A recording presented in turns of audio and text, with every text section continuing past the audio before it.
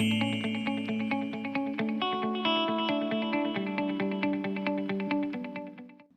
बच्चों, तो रोटेशन के सेकंड लेक्चर में आपका स्वागत है।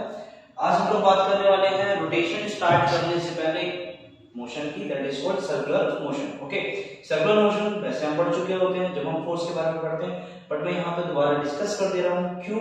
क्योंकि रोटेशन में सर्कुलर मोशन आएगा। ओके, सो रिलेशन है, इसलिए मैं इसको छोटे से वक्त के अंदर आपके साथ डिस्कस कर रहा हूँ। ओके, चलो शुरू करते हैं।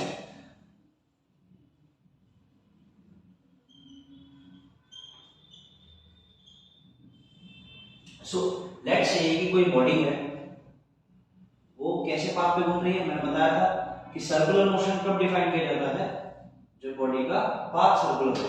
ओके, सो मान लेते हैं कि कोई बॉडी सर्कुलर पाथ पे घूम रही है जिसका सेंटर है O। Okay, now for the movement हमें मालूम है इसकी वेलोसिटी क्या होगी। लेट्स से दिस इज v। ओके, अब एक एक करके सारे पॉइंट्स को समझेंगे। ठीक, so let's say this is the position 1 और कुछ वक्त बाद हम कैसा मोशन ले रहे हैं इसका, यूनिफॉर्म सर्कुलर मोशन, यानी कि कोई एक्स्ट्रा एक्सेलरेशन इसके अंदर नहीं है। ठीक है ना? सो क्या होगा कि आफ्टर सम टाइम ये पॉइंट कहां जाएगा, let's say this is the position v2। Okay, now the velocity is v2। ठीक है, सो कुछ टर्म्स जो हमें समझनी है। पहली, अगर हम थीटा की बात करें तो थीटा को हम क्या डिफाइन करते हैं, we will say theta is angular displacement. Okay, मालूम है वैसे भी आप लोगों को ये बात, तो फिर भी हम डिस्कस कर देते हैं। थीटा क्या है, एंगुलर डिस्प्लेसमेंट। जैसे आपके पास एक लीनियर डिस्प्लेसमेंट थी, इसी तरह थीटा आपके एंगुलर डिस्प्लेसमेंट है। क्यों? क्योंकि सर्कल के अंदर हमारे पास जो कवर होगा वो क्या कवर होगा, एंगल कवर होगा। सो हमने डिफाइन कर दिया angular displacement. Okay, now we are defining what, angular velocity denoted by omega. Okay, so यहां जो हम एंगल ले रहे हैं इसकी यूनिट क्या है, इसकी यूनिट है रेडियन। ओके, देन इसकी यूनिट क्या हो जाएगी, इसकी यूनिट हो जाएगी रेडियन पर सेकंड। निकालेंगे कैसे, simple, omega is equals to theta two theta one by t2 minus t1। Similarly difference between the angular displacement upon time interval. ठीक है, यही हमारा क्या हो गया, एंगुलर वेलोसिटी। अब जैसे कि हमने देखा एक पार्टिकल यहां से आया, so we will define our angular velocity like this. So आप क्या करेंगे, आप ध्यान रखेंगे कि हम इसको किस, एक वेक्टर है तो वेक्टर को कैसे लेंगे, अपनी जो फिंगर्स है राइट हैंड की उनको कर्ल करो। आप देखो ये वाला मोशन है, यानी क्लॉकवाइज है, क्लॉकवाइज कर्ल किया तो इनसाइड वेक्टर है।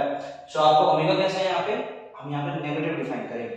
Okay, so what we will say is positive होगा omega when counter clockwise direction होगी, नेगेटिव होगा जब नेगेटिव होगा जब क्लॉकवाइज डायरेक्शन होगी। ओके, अब जरा ध्यान से देखो, आपको याद हो जब आपने वेलोसिटी डिफाइन की थी तो आपने क्या कहा था, change of displacement per unit time. Okay, तो सिमिलरली ये वाली भी कौन सी होगी, एवरेज होगी। अब हम चाहते हैं अगर एक पॉइंट पे निकालना, so we will say omega instantaneous, और simply omega is equals to what, limit delta t tends to 0 in delta theta by delta t। Okay, so इसका मतलब क्या है कि जब हम टाइम इंटरवल को इतना छोटा कर दें कि हम लगभग एक पॉइंट पर आ जाएं। ठीक है, ये जो गैप है ये इतना छोटा है, जस्ट लाइक कि आप ऐसे मान के चलिए कि आप अर्थ को कहीं से भी खड़े होकर देखें, सो आपको अर्थ फ्लैट लगेगी। सिंपल सी बात है, लेकिन अर्थ तो फ्लैट नहीं है ना। समझ में क्या कहना चाह रहा हूं कि हमारी ऑब्जर्वेशन ऐसी है कि हम बहुत छोटे हो गए, तो उस कंडीशन में ये टाइम इंटरवल बहुत छोटा हो गया, देन हम एक पॉइंट पे इसको डिफाइन कर सकते हैं और फिर हम क्या बोलेंगे, that is dt by d theta by dt, radian per second. समझ आई मेरी बात सबको? ठीक है, अब आगे बात करते हैं थर्ड क्वांटिटी जो हमें डिफाइन करनी है, दैट इज एंगुलर एक्सेलरेशन। देखो कुछ चीजों पे बे मतलब का वक्त देना भी ज्यादा जरूरी नहीं है। ठीक, आप लोग काइनेमेटिक्स के अंदर पढ़ चुके हो, लीनियर मोशन के अंदर सारे टर्म्स पढ़ चुके हो, तो हमें जस्ट क्या करना है, रिलेट करना है उसको सर्कुलर मोशन से। ओके, सो एंगुलर एक्सेलरेशन क्या हो जाएगा अपने पास, it is denoted by alpha, unit क्या होगी, radian per second square. Okay, so यहां पे अल्फा कैसे देंगे हम, सिमिलर मैनर में delta omega by delta T in radian per second square, but ये कौन सा वाला है, ये एवरेज एक्सेलरेशन है। ठीक है, अगेन ये कौन सी है आपकी, एवरेज एक्सेलरेशन। अगर हमें इंस्टेंटेनियस देनी है तो क्या करना पड़ेगा, a is equals to limit delta t tends to 0 in delta omega by delta t equals to what, that is d omega by dt radian per second square. So आसान शब्दों में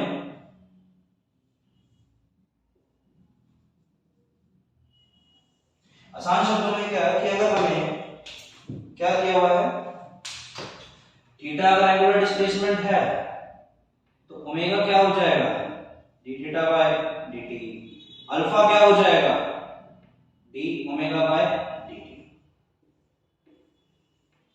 बात समझ आई, कोई डाउट नहीं होना चाहिए, यहाँ पे सिंपल सी बातें हैं। लेकिन अब हमें ये बोलना है कि क्या ये पॉसिबिलिटी है कि हम इसका रिलेशन इसके साथ दे सकें, ओमेगा के साथ। ठीक है, ये जो ओमेगा है ये पॉसिबिलिटी है, तो उसके लिए हम फॉर्मूला देखेंगे, ड्राइव करेंगे, समझेंगे कि चीजें कैसे आई। ठीक है, तो यहाँ पे वेक्टर का रोल बहुत इंपॉर्टेंट है, ये समझना है इस बात को।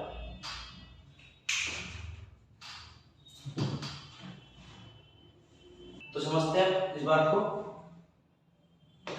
अगेन मेरे पास ये सर्कल है, इसमें कोई बॉडी मूव कर रही है with some velocity v1। Okay, so this is the linear velocity, है ना, लीनियर भी बोल सकते हो और टेंजेंट भी बोल सकते हैं। और कुछ देर बाद ये बॉडी पहुंच गई यहां पे v2। ओके, इस बीच एंगुलर डिस्प्लेसमेंट कितना रहा, लेट्स से डेल्टा थीटा, और you can say simply theta. Okay, and let's say this is the arc AB। अब इस कंडीशन में हम देखें तो हमने कैसा मोशन लिया था, uniform circular motion. Uniform circular motion का मतलब ये कि जो v1 वेलोसिटी है उसका मैग्नीट्यूड बराबर होना चाहिए v2 वेलोसिटी के, that is equals to v।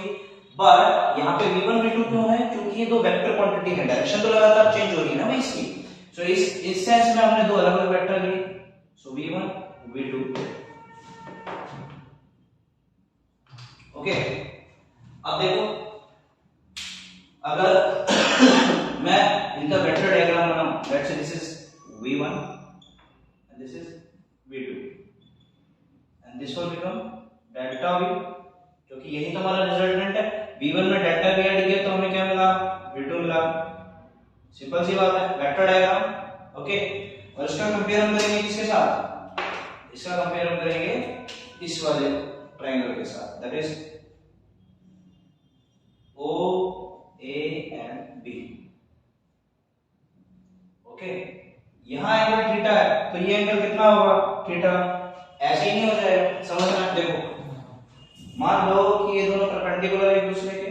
Okay, अब देखना जब मैं इसको थीटा मूव करूंगा तो ब्लू वाले मार्कर और रेड वाले मार्कर के बीच में एंगल क्या है, ठीक है, मैं इसको थीटा मूव करा, इसको यहां से दोबारा देखो, मैंने इसको बाय थीटा मूव करा, इस पैरेलल वेक्टर में यहां ले आया। देखो जितना थीटा ये मूव करेगा उतना ही इसको यहां से मूव करना पड़ेगा, इसीलिए हम क्या कहेंगे कि ये एंगल में क्या होगा, थीटा होगा। ओके, चलो अब ये थीटा ये इसके बराबर, क्योंकि मैग्नीट्यूड तो सेम है, लेंथ तो सेम है, तो ये एंगल इन दोनों के बराबर होगा। इस सेंस में बोल सकता हूं कि ये ट्रायंगल पूरा इसके सिमिलर होगा, नहीं होगा, बिल्कुल होगा। सो मैं क्या बोलूंगा, मैं कहूंगा delta v by AB should be equal to what, बताओ, जैसे बताओ, what, V by R। Okay, now what is AB। अब AB अगर हम देखें तो क्या AB ये लेंथ है जो कवर हुई होगी, let's say that length cover in delta time t। Okay, so ये लेंथ कितनी हो जाएगी, v डेल्टा t। क्लियर है?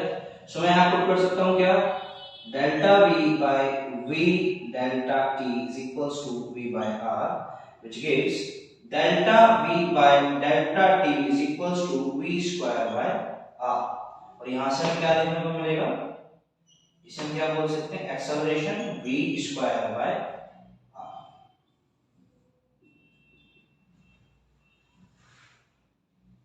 बात समझे?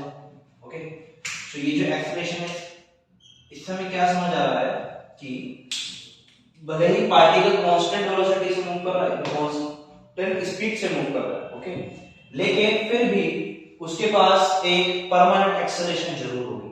ओके, और इस एक्सेलरेशन का नाम क्या देते हैं हम, this is called centripetal acceleration.